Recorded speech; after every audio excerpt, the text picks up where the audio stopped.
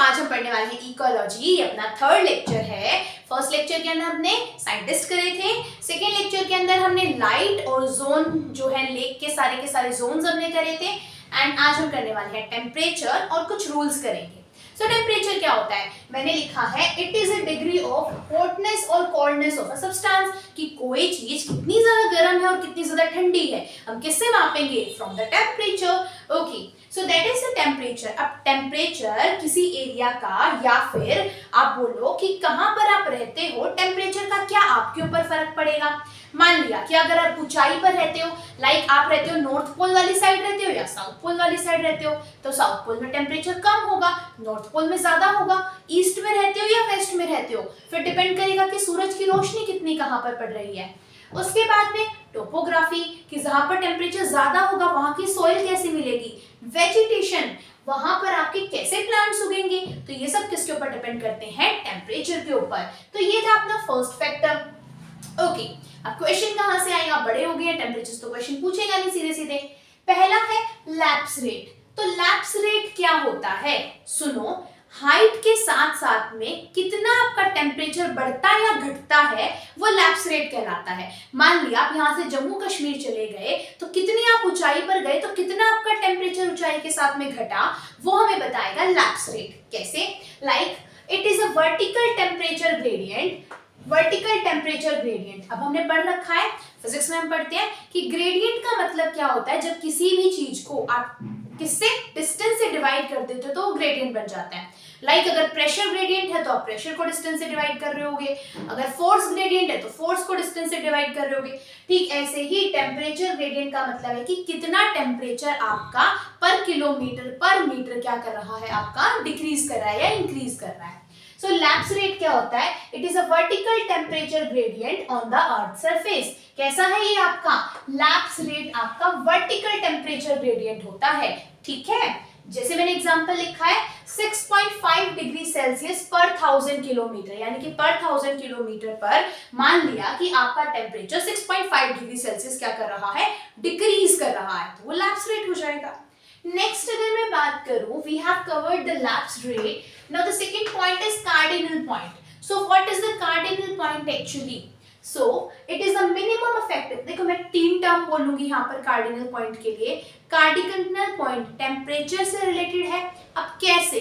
देखो, cardinal point वो minimum effective temperature हो सकता है या फिर मिनिमम इफेक्टिव टेम्परेचर। समझो, सबसे पहले तो मिनिमम इफेक्टिव टेम्परेचर वो टेम्परेचर होगा, कम से कम वो टेम्परेचर जिसके ऊपर कोई भी ऑर्गेनिज्म, कोई ह्यूमन या कोई भी एनिमल आराम से उसकी बॉडी काम कर सकती है, वो कहलाता है मिनिमम इफेक्टिव टेम्परेचर।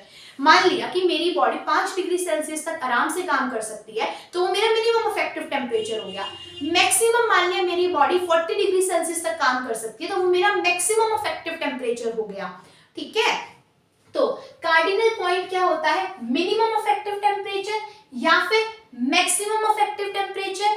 अच्छा, और क्या हो सकता है? Optimum temperature. अब मिनिमम समझ में आ गया, मैक्सिमम समझ में आ गया। अब ऑप्टिमम टेम्परेचर क्या होता है? तो ऑप्टिमम टेम्परेचर वो टेम्परेचर रेंज होती है जिसके ऊपर आपकी बॉडी के सारे एंजाइम्स अच्छे से काम करते हैं, तो वो कहलाता है ऑप्टिमम टेम्परेचर।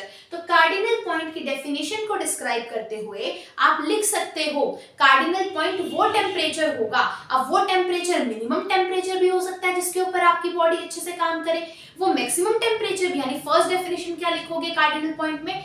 वो मिनिमम टेम्परेचर जिसके ऊपर आपकी बॉडी अच्छे से काम करती है वो भी कार्डिनल पॉइंट कहलाता है। वो मैक्सिमम टेम्परेचर जिसके ऊपर आपकी बॉडी अच्छे से काम करती है वो भी कार्डिनल पॉइंट कहलाता है। और ऑप्टिमम टेम्परेचर वो टेम्परेचर जिसके ऊपर आपकी बॉडी अच्छे से काम करेगी वो भी कार्डिनल पॉइंट कहलाएगा। यानी कार्डिनल पॉइंट की 3 डेफिनेशंस हो सकती हैं आपके पास। ओके, अच्छा अब एक टर्म है ऑप्टिमम टेम्परेचर, तो समझ में आ गया। नेक्स्ट है minimum effective temperature. Minimum effective temperature यानी कम से कम टेम्परेचर जिसके ऊपर बॉडी अच्छे से काम करेगी। सो आपका मिनिमम इफेक्टिव टेम्परेचर को बोला जाता है चिल कोमा। यहां से क्वेश्चन आएगा कि चिल कोमा किसको बोला जाता है? ठंडा मिनिमम यानी कम टेम्परेचर होगा, so we call it chill coma, हम बोलते हैं इसको। अच्छा, next is maximum effective temperature, यानी वो मैक्सिमम टेम्परेचर जिसके ऊपर बॉडी आपकी अच्छे से काम कर रही है, so that is known as hot coma. Okay, तो मैक्सिमम पे तो हम उसको हॉट कोमा बोलते हैं और मिनिमम पे हम उसे क्या बोलते हैं, चिल कोमा बोलते हैं। That's right. Now the next point is, अब हम कुछ ऑर्गेनिजम्स की बात करेंगे। अब मान लिया कि मैं हूं, I am a human. Okay, अगर मान लिया बाहर गर्मी हो रही है तो मेरी बॉडी स्वेटिंग करेगी ताकि मेरी बॉडी का अंदर का टेम्परेचर कम हो जाए। अगर बाहर ठंड ज्यादा है तो मेरी बॉडी कांपेगी, यानी शिवरिंग होगी मुझे। कांपने से हमारी बॉडी के अंदर हीट जनरेट होती है। क्यों? अब देखो, बाहर गर्मी ज्यादा थी तो बॉडी ने अपने आप को ठंडा कर लिया, क्योंकि हमें पता है कि हमारी बॉडी का, मान लिया कि मिनिमम आपका नॉर्मल टेम्परेचर 37 डिग्री सेल्सियस है, तो चाहे तो वो हीट को जनरेट करके उस टेम्परेचर को मेंटेन रखेगी या फिर हीट को लूज कर। गर्मियों में वो क्या करेगी, स्वेटिंग होगी तो टेम्परेचर को घटाएगी क्योंकि बाहर का टेम्परेचर ज्यादा था। सर्दियों में बाहर का टेम्परेचर ठंडा है, मुझे अपनी बॉडी का 37 ही रखना है, तो मैं कांपूंगी, जिससे क्या होगा, मेरी बॉडी के अंदर हीट जनरेट होगी। आप समझो मैंने क्यों बोला? ठीक है, देखो पहला यहाँ पे मैंने लिखा हुआ है यूरीथर्म्स। सो यूरीथर्म्स क्या होता है? यूरीथर्म्स हम उन ऑर्गेनिज्म को बोलते हैं जो टॉलरेट कर सकते हैं wide range of temperature variation को। मतलब eurytherm those organisms which can tolerate wide range of temperature. देखो मैंने लिखा हुआ है, जो वाइड रेंज ऑफ टेम्परेचर को क्या कर सकते हैं, टॉलरेट कर सकते हैं। ज्यादा ठंड पड़ेगी तो भी सहन कर लेंगे, ज्यादा गर्मी पड़ेगी तो भी सहन कर लेंगे, तो वो तो क्या कहलाते हैं, आपके यूरीथर्म्स, जो कि वाइड रेंज ऑफ टेम्परेचर को क्या कर सकते हैं, टॉलरेट कर सकते हैं। नेक्स्ट होता है स्टेनोथर्म। देखो कैसे याद रखेंगे, स्टेनो, एक ना स्टेनोग्राफी होती है जिसमें हम स्टेनो टाइपिंग सीखते हैं, तो वो ना थोड़ी सी टफ सी होती है, तो स्टेनोग्राफी से हम याद रखेंगे स्टेनोथर्म्स वो ऑर्गेनिज्म होते हैं जो नहीं टॉलरेट कर सकते वाइड रेंज ऑफ टेम्परेचर को। अब देखो, एक नॉर्मल टाइपिंग सीखना आसान होता है, स्टेनोग्राफी सीखना थोड़ा सा मुश्किल होता है। तो स्टेनोथर्म्स क्या होते हैं, वो ऑर्गेनिज्म जो नहीं टॉलरेट कर सकते वाइड रेंज ऑफ टेम्परेचर को, यूरीथर्म्स जो टॉलरेट कर सकते हैं वाइड रेंज ऑफ टेम्परेचर को। ओके, नेक्स्ट आता है cyclomorphosis. So next term is cyclomorphosis. क्या होता है साइक्लोमॉर्फोसिस?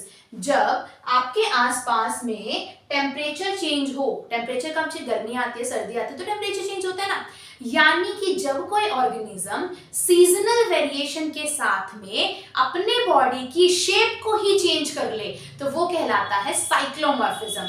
ओके, तो साइक्लोमॉर्फिज्म क्या होता है, जब कोई ऑर्गेनिज्म क्या करे, अपनी बॉडी की किसको चेंज कर ले, शेप को ही चेंज कर ले, so that is known as the साइक्लोमॉर्फिज्म।